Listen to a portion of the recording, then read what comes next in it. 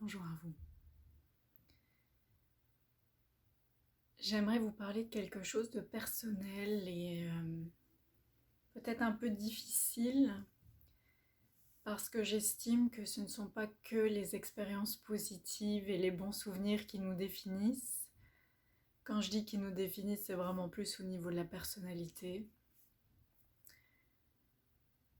Oui, ce ne sont pas que les bons souvenirs et les moments agréables qui nous définissent. Ce sont aussi les expériences plus difficiles, éprouvantes, inconfortables. Il y a du bruit dehors, mais je fais abstraction quand même pour faire cette vidéo.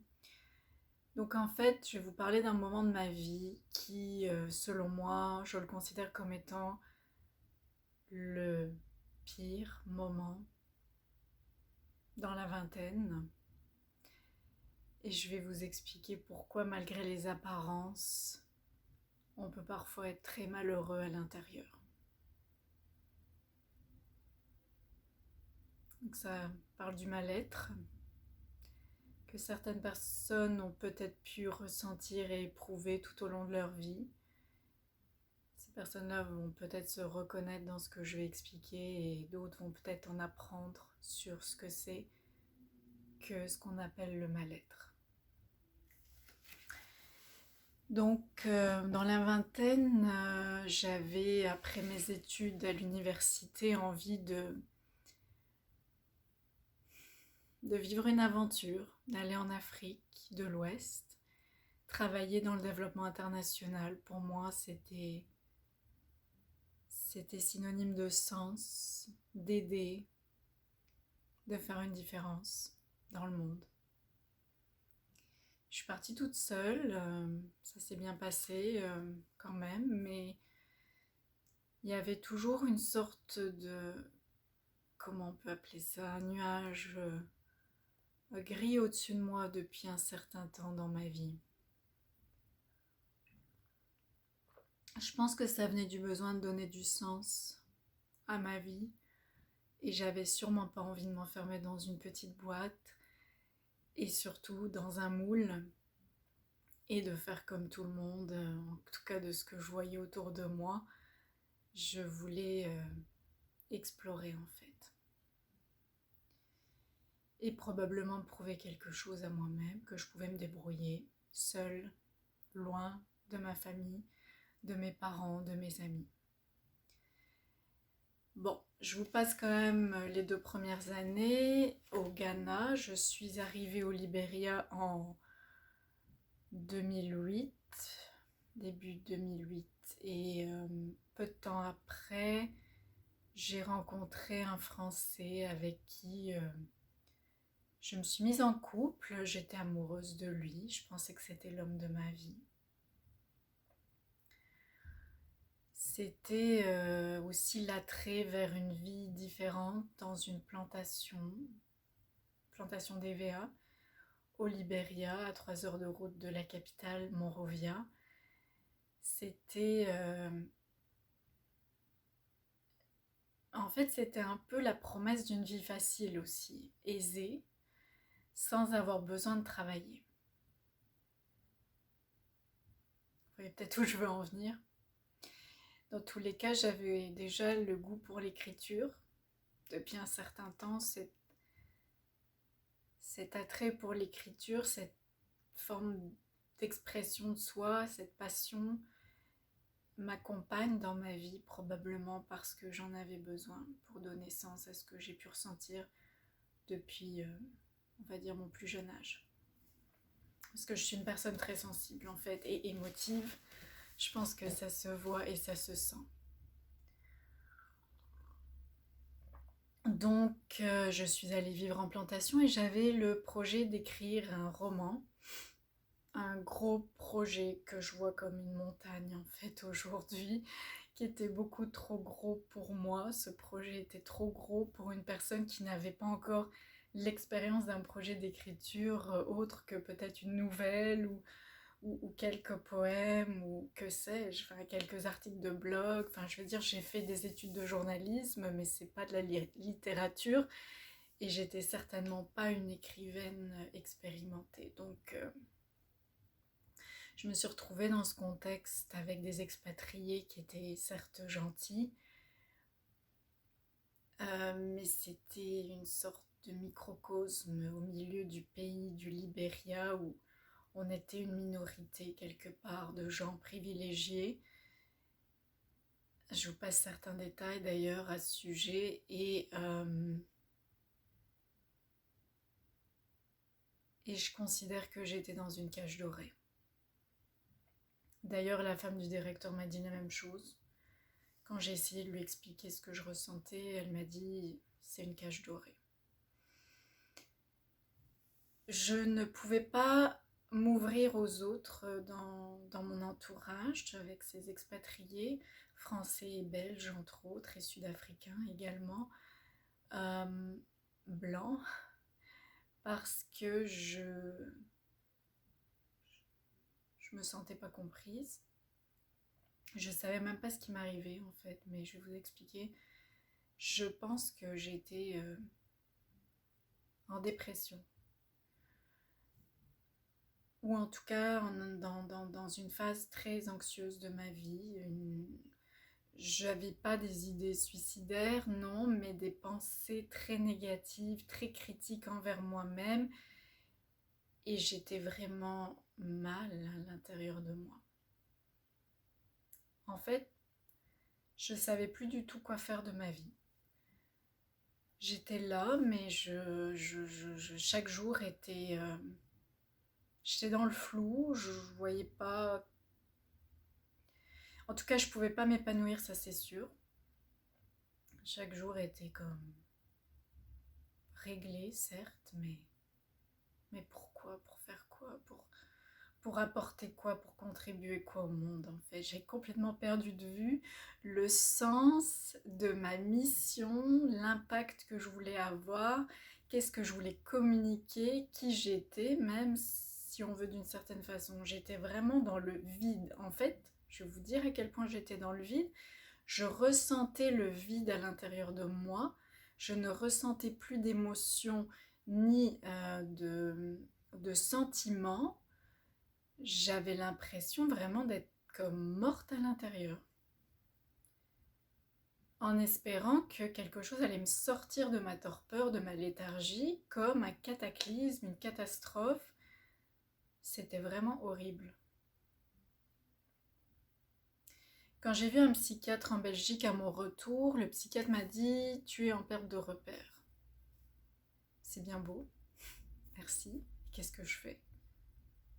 Je n'étais pas plus avancée.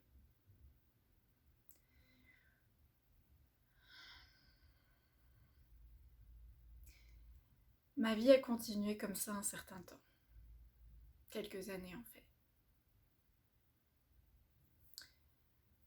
Même si on est allé au Cambodge et que ça a apporté une certaine nouveauté dans ma vie pour un certain temps et la découverte. Et qu'ensuite on a décidé d'immigrer au Québec parce que on ne pouvait pas rester dans cette situation. Ni mon ex ni moi, on était à notre place dans notre vie quelque part. On avait besoin d'évoluer, d'aller voir ailleurs, de s'ouvrir à autre chose. Donc, au Cambodge, c'était aussi pour son travail, c'était dans le même genre de contexte, mais moins confortable. Et donc, on a immigré au Québec, et c'est là que j'ai vécu ma première, entre guillemets, transformation, la crise de la trentaine, si on peut dire, crise existentielle, où j'en vois tout balancer. Mon ex, et bon, c'est pas comme si on avait construit, fondé une famille ou qu'on avait un bien immobilier qui nous appartenait. Bon, je pense pas que ça m'aurait forcément arrêté parce que j'étais plutôt du genre impulsive et à vite tourner de bord quand je sentais que j'en pouvais plus. Donc voilà ce qui s'est passé. Je suis partie voyager, je me suis redécouverte, surtout au niveau, comme on dit, de l'enfant intérieur. J'ai écrit l'histoire, ce que j'appelle un récit initiatique qui s'appelle La fugue du papillon, ça veut tout dire. C'était en 2011, puis après 2012, 2013, j'ai accouché en janvier de mon fils Raphaël qui a maintenant 10 ans. Imaginez donc les circonstances et pourtant c'est le plus beau cadeau de ma vie et c'est la meilleure décision que j'ai prise. C'était sûrement un coup de folie et un pari insensé que d'avoir un enfant quand on n'a rien. Mais je suis très fière d'y être arrivée avec son père.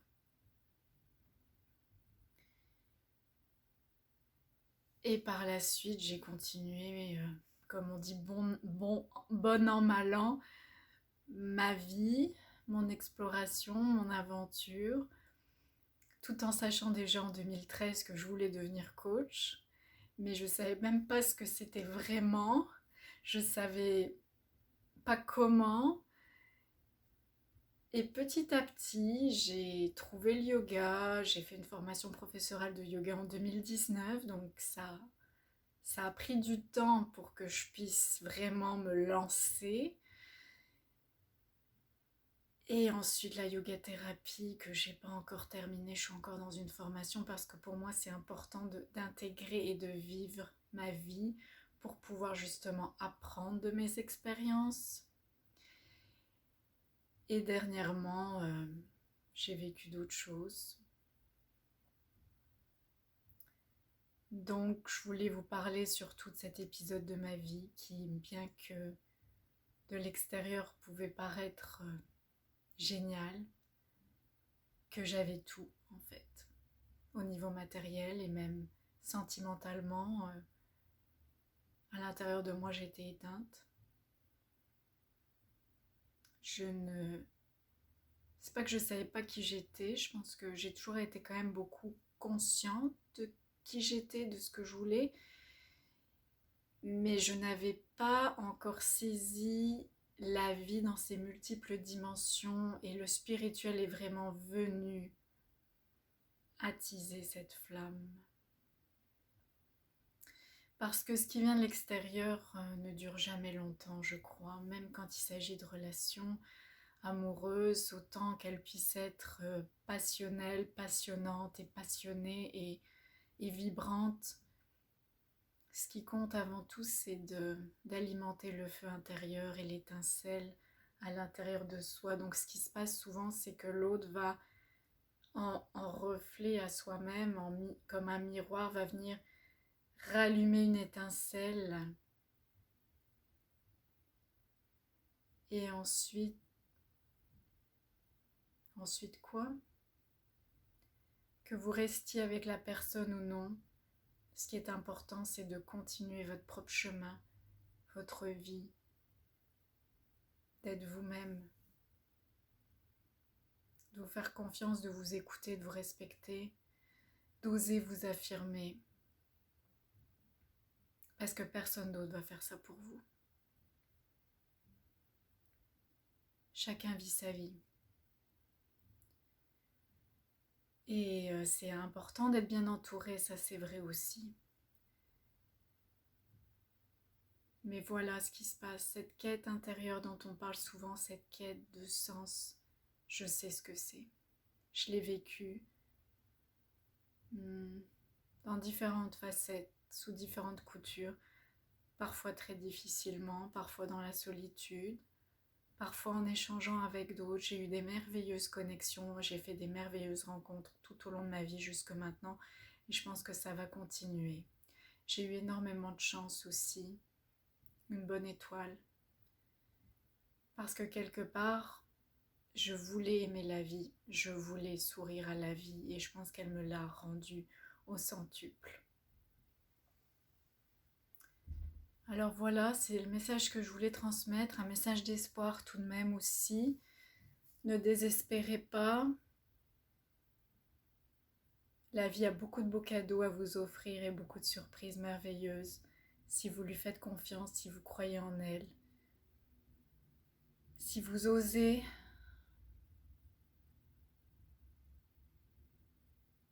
les choses vont se placer de la meilleure manière, de la meilleure façon possible pour vous.